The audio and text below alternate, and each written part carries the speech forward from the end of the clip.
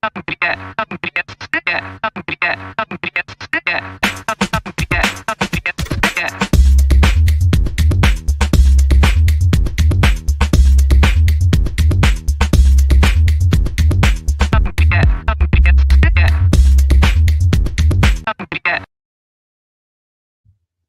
Chris. Stephanie, how are you? Happy Thursday to you. Happy Thursday to you too. It is still early here, which it always seems to be when we are together, but I am bright-eyed and bushy-tailed. I don't actually know what that means. And it's sunny, which is like I just got back from Boston last week and it was really nice and muggy and hot and what have you. So I came home and I was like, oh, please don't let it be raining and gross. And it's been really nice. So I'm super excited. I was last night. Well, last night I went out to a bar. It was great. Guy fell off the roof. He definitely wasn't the bouncer.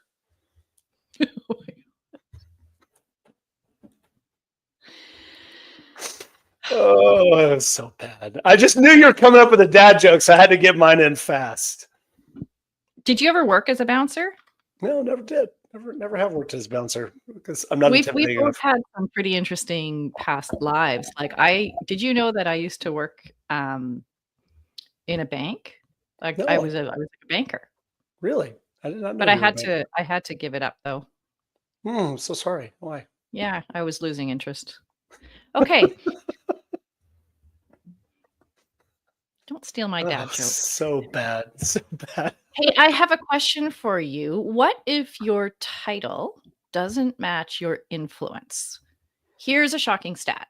67% of successful change initiatives are led by people without formal authority. That comes out of the Harvard Business Review in 2023. Notion's Ivan Zhao built a billion-dollar business by leading through vision, not hierarchy. Today on How to Founder, we are going to be talking about building team dynamics, a topic that is near and dear to my heart. I'm your host, Stephanie Hayes, and my co-host is with me today, Chris Franks, and we are going to have an amazing conversation today with our guest, Blima. Blima Ehrentreu is the founder and CEO of the Designers Group, a leading interior design firm specializing in high-end residential, commercial, and healthcare spaces. Recognized as a global women of influence in 2020 and 2022, she champions women's empowerment and community impact, earning Crane's Notable Leader in Real Estate 2024. Since founding TDG in 2009, Ehrentreu has driven its growth, ranking 15th on Inc. magazine's 2021 fastest growing private companies in New York City. Her initiatives like TDG Gives Back and Furniture Exchange reflect her commitment to philanthropy, making her a transformative force in purpose-driven design. Oh my goodness. We are so excited to have you here. What a great topic. And it is just so nice to have you. Thank you. I'm excited to be here. Yeah. And, I love this angle, and I obviously had some really amazing experiences. So let's just dive right in. Why do you think founders struggle more with influence than authority? Sometimes when they are trying to give over their vision and influence people to see what they're envisioning, it's hard to do that without having the right people around them that believe in what they're trying to accomplish. And authority is something that you can have over the people who actually work for you or the people within your circle, but influence extends far greater. And from what you're saying, influence is something that's sort of earned and developed as opposed to, expected, right? Just Exactly. Because of your position. Yeah. This is super interesting. I'm just in the process of building a company that builds high growth teams for high growth companies. And we're trying to look at this from a much different perspective, where instead of building teams around hierarchy, we're building teams around like their influence really and their connections and their natural networks. So tell us a little bit about like how you kind of learned about this and your own experiences with influence and authority. I don't know if it was one lesson that I actually learned, but I believe it it's a journey, and I'm still on that journey where every situation that we go through and everything that happens really becomes a way to learn. And if you're actually practicing the principles that you're giving over to your team, and they're able to see that, as well as your clients and friends and your network, that increases your influence. And once influence is there, that can expand your impact. And that's really what we're all about at the Designers Group, is the impact that our designs can have and how the people experiencing them react to them. So that's what we're always thinking about, and that's what we're always looking at. And that really comes to what you're talking about, which is the influence as a person. So it's not just people that have influence, it's spaces, it's so much greater than that. Yeah, I love that perspective. And, if in the founders world, and I know Chris probably has something to say about this too, but in the world of founders, a lot of founders start up their businesses because they have some expertise, but expertise doesn't necessarily equate to influence, right? And certainly, at some level there's a level of respect that comes with expertise. But Chris, I don't know if you have some thoughts on this. Like, I know we both have worked in the tech world, and where expertise is celebrated, but I don't necessarily, I've known some real experts who really don't have a lot of influence.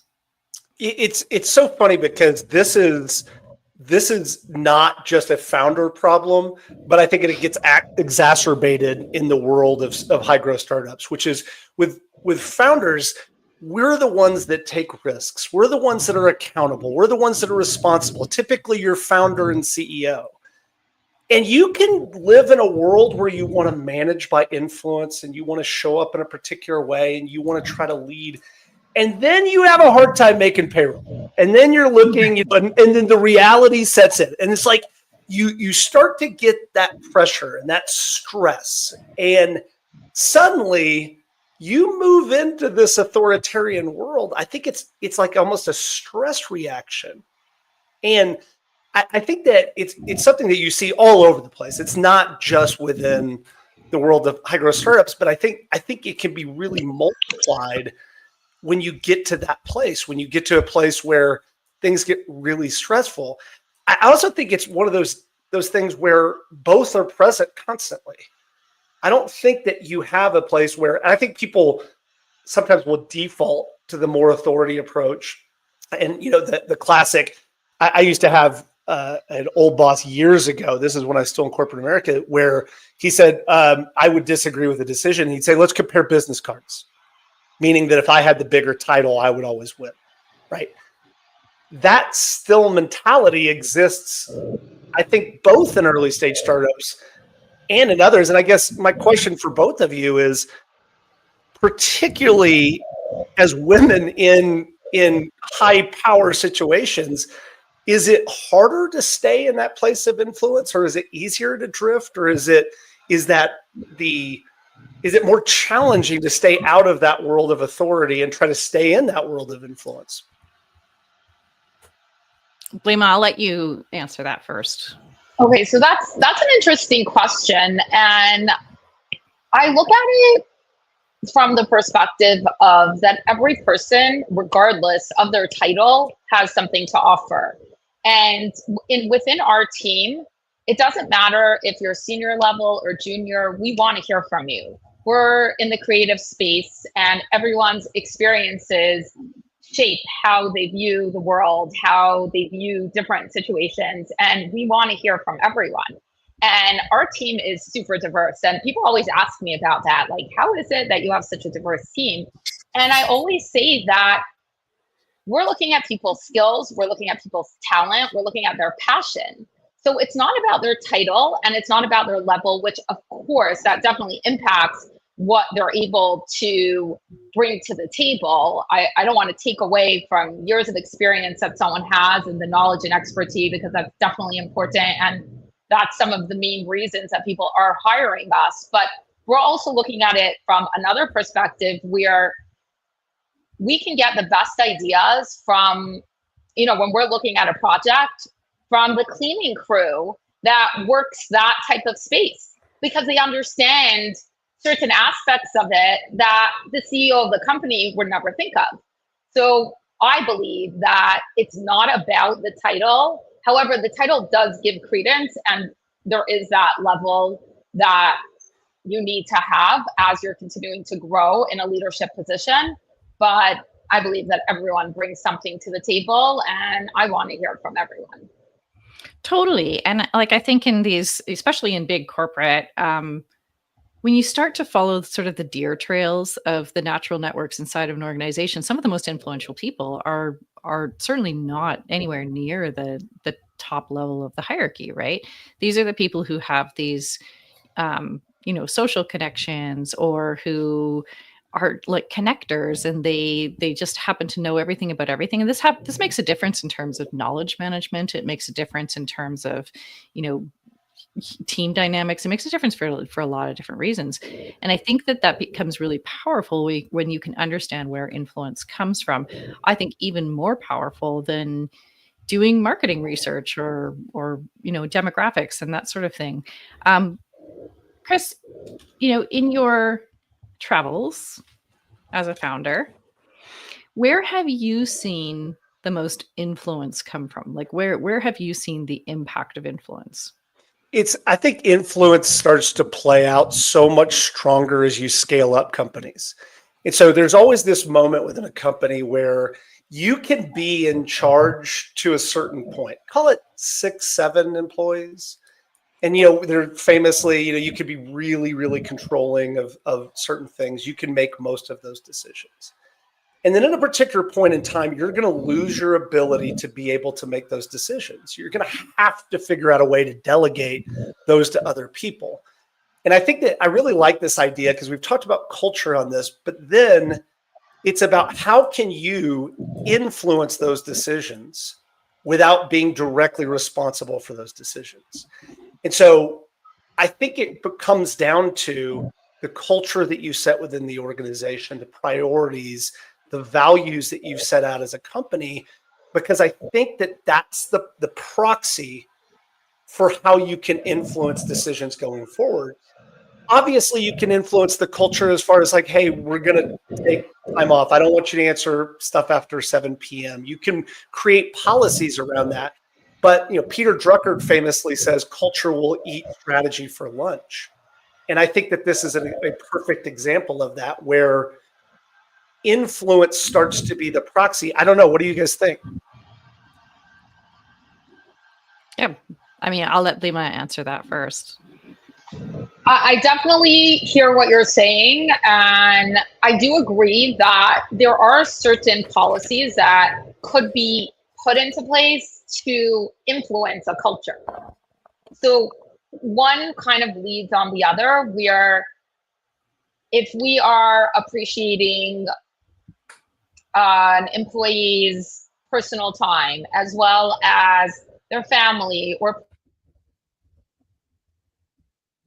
the kind of work that they do.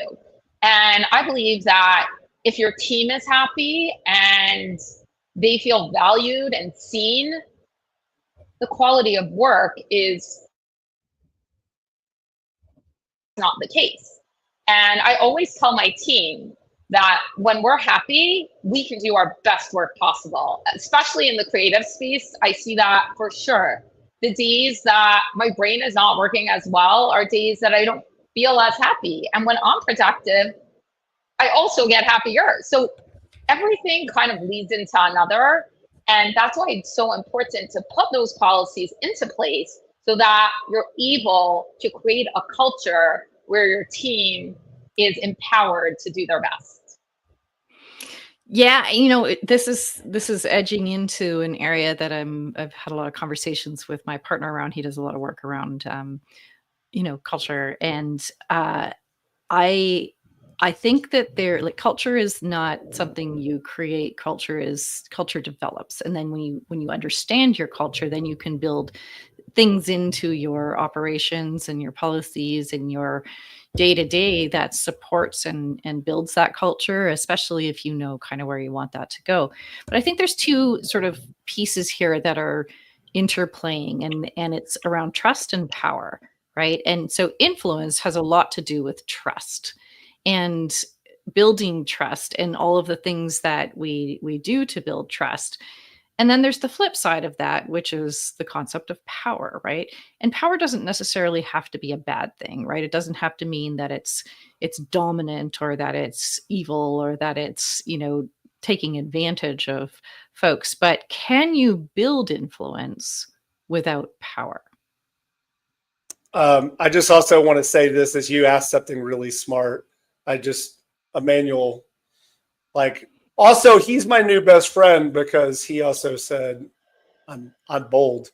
And he deleted the comment, but he was talking about that you looked particularly good today, Blima. That's so, just wanted to throw out those comments before, you answered that question. I hope I didn't derail us too much, Stephanie.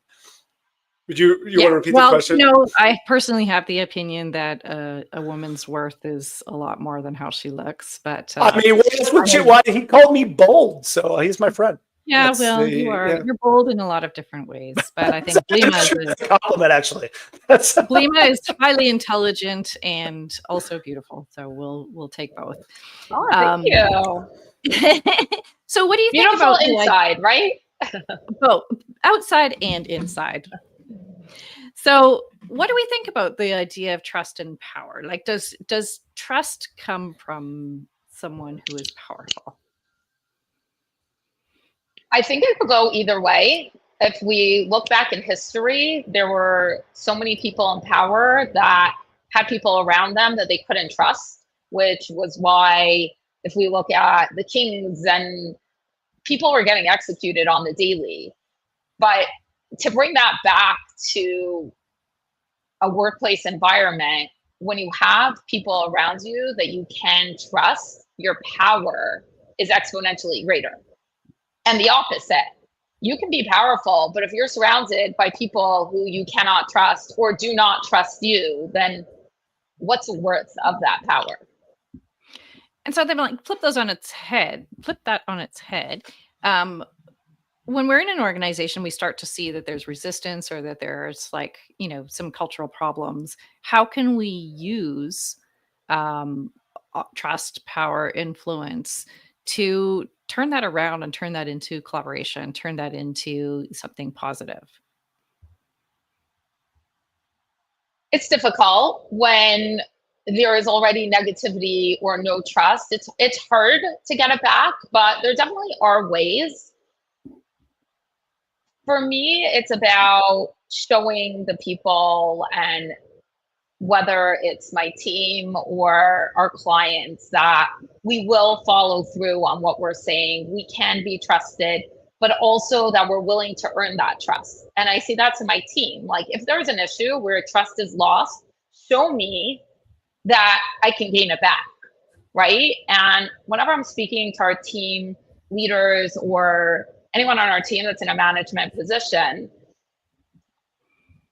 I try to show them how to empower their teams. And trust is a huge part of it, because if you can't trust the people within your circle, then how are you delivering on timelines? How are you making sure that the work is at the quality that you need it to be? And so much more than that. So I believe that trust definitely has to be earned. And once it's lost, it's hard to get it back. But there are ways to get it back by showing up. Right. Chris, what do you think, as a founder, as somebody who has led organizations, what did you do to develop influence? Or did you? Very, very little. This is actually turns out. The thing I love about this conversation, and this is what I've been scribbling notes on, is what we're now getting into is where all the research of high-performing teams over the last decade and a half have led us, which is really, and this goes to an incredible study done by Google called Project Aristotle. They looked at the highest performing teams and looked at the commonalities of highest performing teams. And the number one element of high performing teams was this idea of psychological safety. Psychological Safety from the work of Carol Dweck. Unbelievable book. Look at her TED Talk, find any of the information you have around psychological safety. But psychological safety turns out to be the number one corollary. We think it's causation, but again, hard to prove there, around high-performing teams. And it's what you were saying, Blima, is that trust, that sense of trust and the ability to show up. And I think in your world, particularly in a creative world, creativity comes from having a trusting environment where you can be bold and get it wrong and try things and come together as a group with that goal of outcome of creating that best possible space on behalf of your client.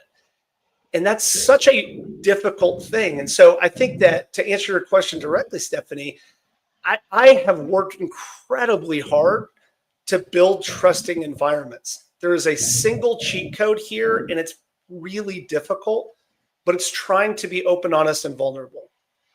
Open, honest, and vulnerable. If you can do that, if you can model that as a leader, it is a way to start developing a trusting environment. But I think that we also have this default of not trusting at work. I think it's been the culture that we sort of grew up in corporate America is that we can't be open, honest, vulnerable. We can't show up with our full selves. We can't talk about the fact that our kids are sick and we didn't get any sleep and we are fighting with our partners or spouse and things aren't going great at home, because that becomes something that you feel could be used against you. Does that resonate, Stephanie? It absolutely does. And I would venture out to say that, it's been a much deeper paddling pool for women in psychological safety, because there's so much judgment, and women tend to, not all women, but of course, but women tend to be more inclined to be more empathetic and vulnerable and that sort of thing. And that's always been, looked upon as a weakness, right? And I think that we're starting to emerge into a world where, especially this generation, like the Gen Z generation that's starting to come up, Gen Z, that's starting to come up, and they are demanding that kind of emotional connection at work. They don't see going into a workplace as being any different as a human being. And so we are all needing to learn these new strategies and these new techniques for being leaders. And I think I would hazard to say that the most effective thing you can be as a leader is influential, right? And that influence versus the power or the authority is going to bring more people along than, if we just have the respect for our expertise, that kind of thing. And I don't know, Blima, if you agree with that or you don't agree with that. Yeah, I love what you said earlier about influence being earned. I think that that's such an important point, because leaders have to lead by example. And like we kind of touched on before, there are people who have influence who what they're doing is not necessarily earned. It's more people that I really respect. And the ones that have that influence, it's because of the good that they're doing and the influence that's resulting as an effect of that. And when we're talking about inspiring teams and getting people on the same page, it's so important to lead by example and give that positive affirmation to the team. So it's coming from a place of wanting to perform better rather than the fear of not performing. And I've seen that over and over again with my team, where when we focus on the positive and we're pointing out the good aspects of their work rather than pointing out the negative, which again, we sometimes do have to, but when we're really coming from a positive place, that in turn makes people feel safe and appreciated and seen. And there's just so much better of a result by using that. Like for us, it's definitely been so empowering for our team. And I've really been able to see the growth of so many of my designers and team members using that approach. So let's put together a little list here as we're going. If I'm a founder and I want to build influence. So I've heard from Chris, psychological safety is an incredibly important piece of that. And, we've talked about building trust, right? And how do we build trust? We build trust by being consistent, by, matching our words with our actions. We build trust through, through our results. What else can we do as a leader, as a founder, to become that person of influence that's going to lead lead an organization through influence as opposed to through authority and power? I would say for me, what I always think of is I want to treat people the way I want to be treated. So it really doesn't matter how high on the ladder you are. What matters is how you would want to be treated in that situation. And I believe that when anyone sees their boss treating them in a way that they would want to be treated, automatically the trust is there. And that respect continues to grow when they see that someone who's in a position to not treat them in that way will and can and takes the time to do that. So for me, that's something that I'm always mindful of. When someone comes in late, like understanding, I'm not even on top of that kind of thing anymore, but, just understanding why. And if it was me that was late, okay, understood. And there's so many examples of how that manifests itself. But I would say that's one that is a big one for me. I think there's an element here of empathy too, which is, for me is about a lot. Empathy is about a lot more than just like, oh, I understand that you're going through something, right? Like empathy is actually about understanding, and it's about having being known and having a good sense of the people around you. And I feel like influence comes from being known. It comes from the feeling of being known. And I think that's that's hard to do with a large organization if you're a leader, but when you're having conversations with people that make them feel like they're really like you're really listening, or that you are genuinely interested in understanding who they are as people and what they need, like there's a lot of influence that gets built from empathy. Agree? For sure. Yeah. So what else is there? Yeah, what else is out there? What are the other components of building influence, Chris? I think that two, just to highlight, and I think that we just talked about it, but I wanted to press on it, which is if you as a founder or even any sort of a leader in any organization, if you create a vision and you have a very strong why, it's easier to build all those things behind influence. And so if you show up at work, and in this case, your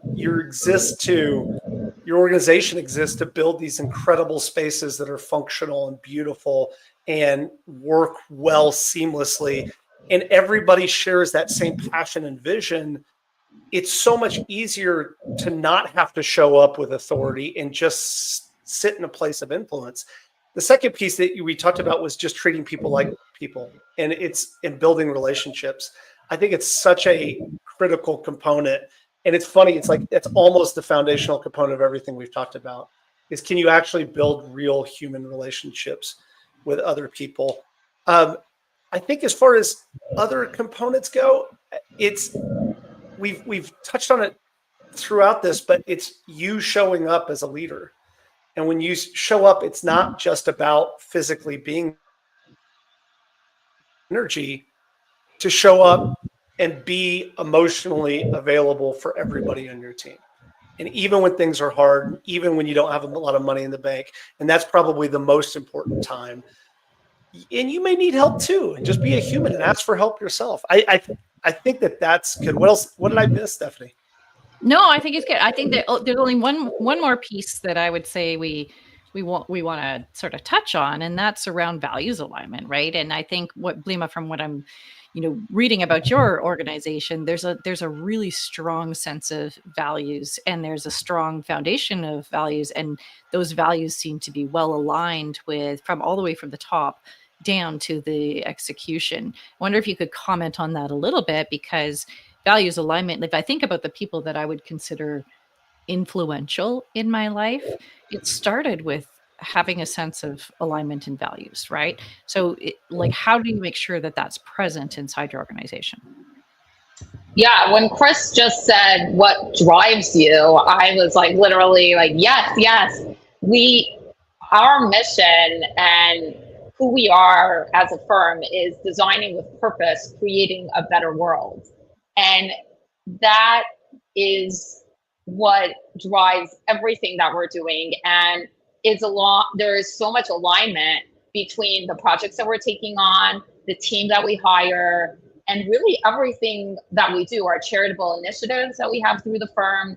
And I know whenever someone new joins our team and I'm meeting them, I always tell them, we want people to be part of our mission and to appreciate who and what we are. So anytime we hire someone, they get to do a trial first and see if who we are aligns with who they are on both sides. We want to make sure that we're all driven by making the world better. And that is such an important point to what we were discussing today, because when we're all in alignment of our values and who and what we want to be and what we want to accomplish, then it's so easy to build that influence, because we're all here for that same thing and to accomplish together. I think that's so smart, because not only do you ensure you have a values alignment, but when that employee has gone through the process, feeling safe to do so, and then has made the decision that, yes, I am definitely here because there is alignment and because I'm choosing to be, I think that's a much more powerful place for an employee to develop a relationship with an organization than if they're not given that option to make that choice for themselves early on. Love it. Chris, anything else that you have for Blima before we go into the speed round? No, I think the thing that's just incredibly striking is how critically important it is to lead with influence in a creative environment. I was thinking back to the agency work that I've done in the past, and realizing that always the best creativity comes from having that sense of inclusivity and influencing decisions, not forcing decisions. And I think that's for anybody that works in any sort of creative field, I just think is a really wise takeaway.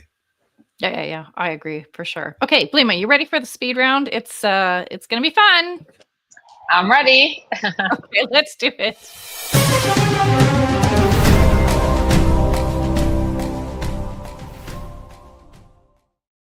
Just to up the drama a little bit. All right, don't think too hard about these.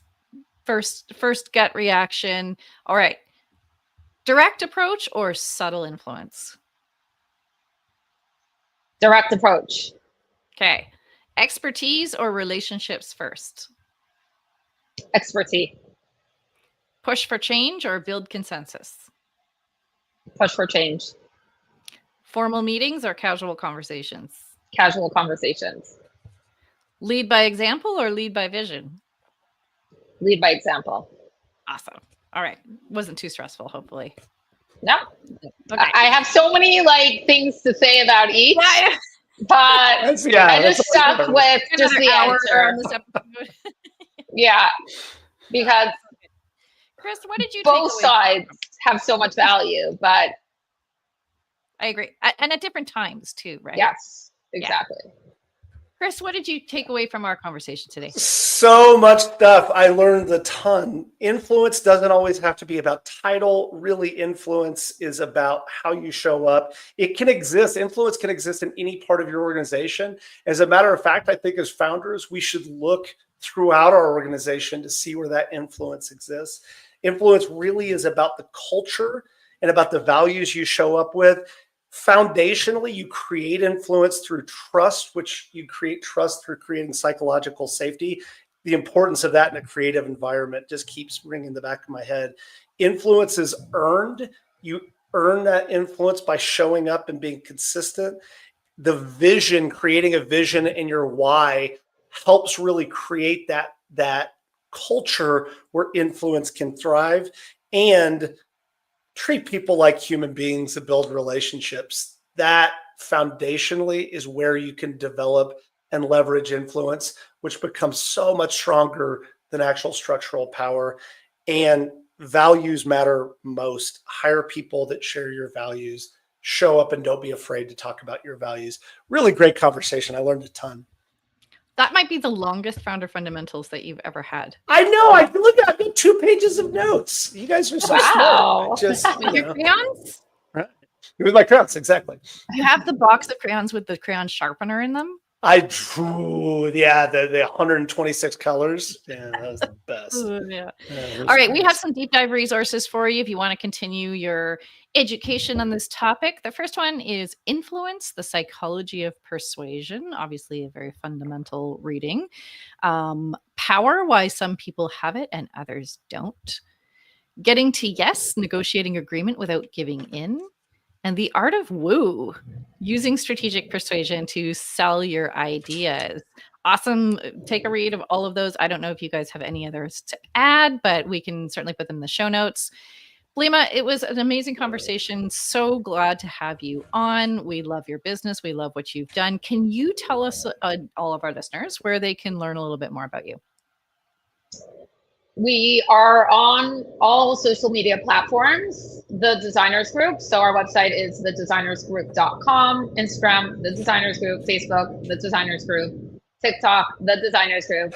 Wherever you look, we are The Designers Group. Awesome. All right, Chris, you want to close us out?